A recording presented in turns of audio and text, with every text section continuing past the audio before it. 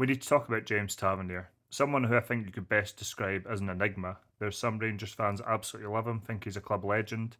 I mean, he's a record European goal scorer. He was massive when the season won 55, and he was excellent on the road to Seville as well. And in my opinion, he played his best football under Steven Gerrard and obviously the run in the Europa League under Gio. And then there was maybe kind of like one more season, and I think he should have gone at the same time Goldson did. I think you could probably argue the point with those few years after that, like what did he kind of really bring to the table? I mean, Clement ended up dropping eventually and playing Casemiro over the top of him. Because when we were playing the old firm games, time and time again, Maeda had him on toast, just constantly getting caught out at the back post. We've seen it plenty times. And this is the thing with James Tavernier. Like, he's someone that has bailed Rangers out a lot. He's also someone that's cost Rangers a lot. And that's why he is an enigma. And he's only won 3 trophies and he's got to a Europa League final. Now, for Rangers to get to Europa League final was an incredible achievement and memories that will live forever and a day. Especially the night against Leipzig, the night against Dortmund, and it's not all his fault. I mean, when he was first brought there under Warburton, that team was certainly not equipped to do it. With Steven Gerrard, it took a few years because Rangers were nowhere near that kind of level. There is the season before we won it, we should have done better. We should have done better in the cups as well. And then under Gio, we won the Scottish Cup, and again the league kind of fell by the wayside, which was obviously a common pattern going forward. Again, it's not all his fault, but there's a pattern at Rangers. And before I get into that, so so when Rangers were kind of flying and really kind of pushing for that top spot, James Tavernier was going on about his contract that he hadn't been offered a new one. And I feel that was the right decision. I mean, his legs were gone. I think he should have gone a couple of seasons ago. Like I said, I think he should have gone at the same time Goldson did.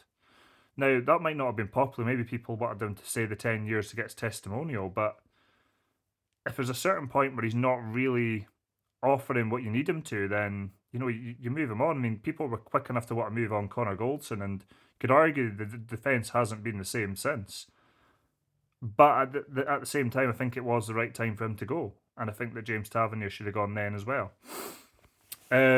So then he made the announcement before the split that so just after he came back from the, I know it's not a summer training camp or whatever you call it, but when they were in Spain, which we all knew was going to be a bad idea. We all knew that was going to be a disaster, and it was.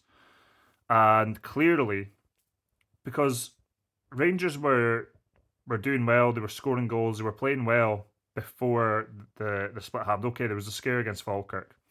Something's clearly happened in Spain where there's been a fallout between either Roll and the senior pros. I mean, we always hear about the leadership group, but where has the leadership group got us? What have we won under this so-called leadership group? That needs disbanded. And we've seen this before. We've seen this before with Rangers teams chucking it. We've seen it under Steven Gerrard the season before he won 55. If it wasn't for the whole COVID thing, he was very close to the sack. When there was a disastrous game we lost at Ibrox to Hamilton, and the players chucked it. Now, that wasn't necessarily James Tavernier. It's probably more to do with Alfredo Morelos and some others.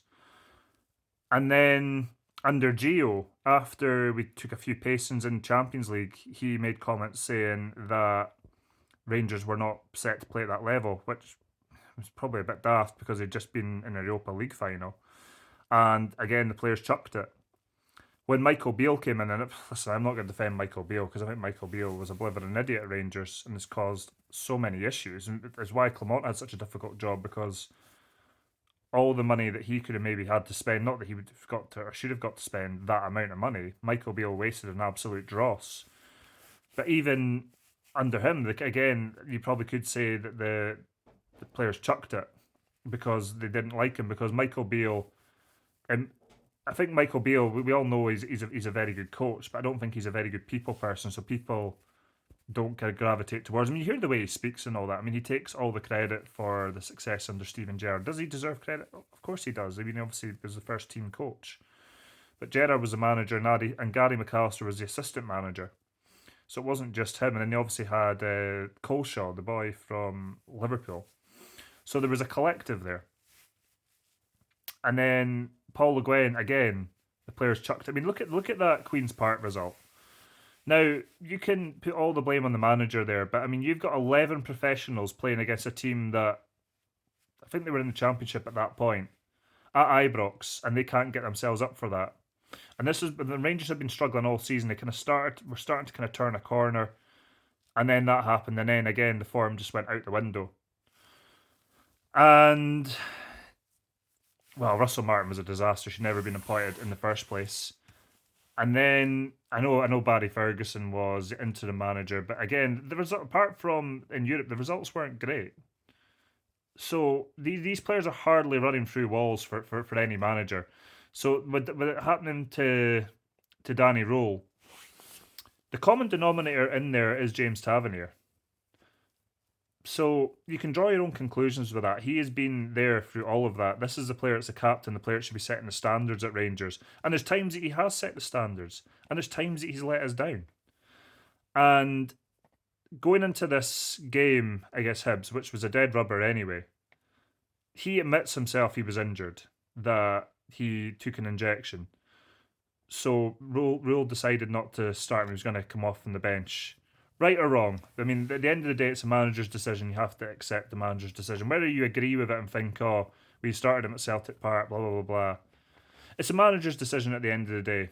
He could still have taken the team onto the pitch, gone on with his family and kids, and then came off the bench and got a really kind of warm ovation, warm welcome onto the pitch. We've seen it before. It's not a guarantee for your last home game that you start that game. Did he deserve better? Yeah, possibly. But his timing as well. So his timing as well for the announcing he was going to leave Rangers, doing it right before the split when we were right in a title race and we're really needing to kind of buckle down. It just take a lot of the focus away from the team and put a lot of the focus on him. And I feel I could be wrong about this. I feel he's kind of made it about him in that moment. And this is when, as a collective, the team needed to be. Now, if we were out of the title race at a certain point, he could say, "Yeah, okay, I'm leaving Rangers." But I thought that the timing was rotten. I think he could have waited on that. Alan McGregor never came out and said he was leaving Rangers. I mean, we kind of knew it was going to kind of happen, but he just sort of quietly retired.